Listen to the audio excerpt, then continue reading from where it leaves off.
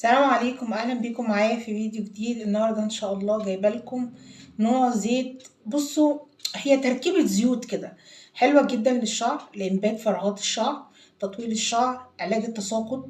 وكمان هقول لكم ازاي تتخلصوا من رائحه الشعر الكريهه. في ناس بيبقى عندهم في شعرهم ريحه كده عامله زي ريحه الكمكمه، هقول لك ازاي تتخلصي منها دلوقتي بالوصفه اللي انا هقول لكم عليها. وصفه جميله مفيده حلوه جدا. الزيوت موجودة عند العطار، سعرها مش غالي.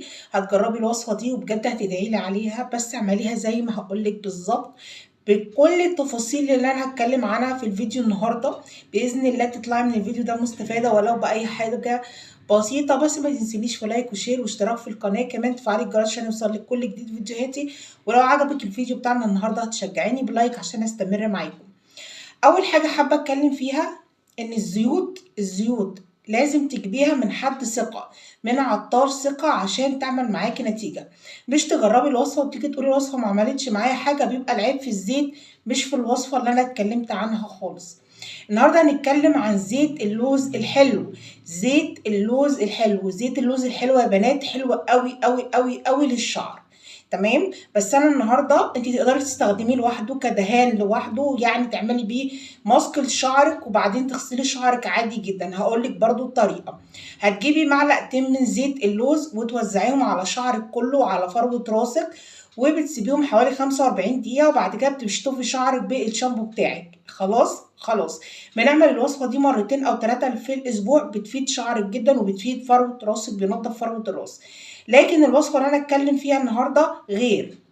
هنجيب معلقتين من زيت اللوز الحلو وعليهم معلقه برضو زي مقدار اللوز الحلو هناخد معلقه واحده من زيت الخروع، وعليهم نقطتين او 3 نقط من زيت اللافندر. الزيت اللافندر زيت عطري، تمام، مش هنكتر منه، احنا هنحط منه نقط مش معالق.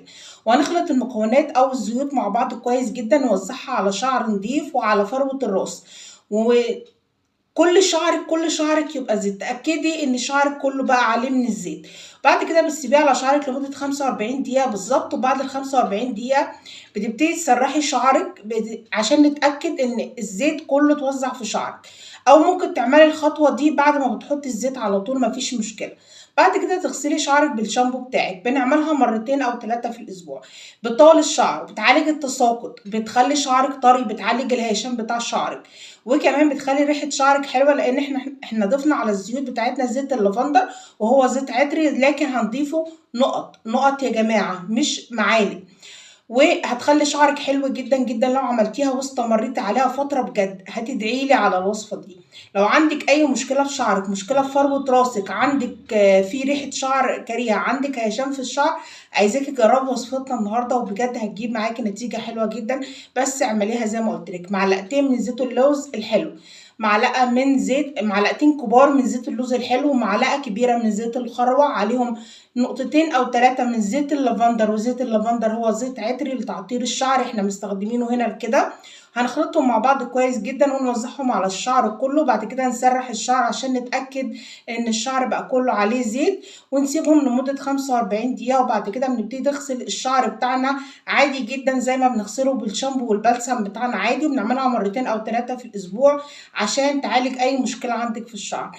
اتمنى باذن الله الفيديو النهارده يكون عجبكم، ووصفتنا الخفيفة اللطيفة دي تكون عجبتكم، فيديوهات القصيرة دي تكون عجبتكم، واشوفكم في فيديو جديد ان شاء الله، والسلام عليكم.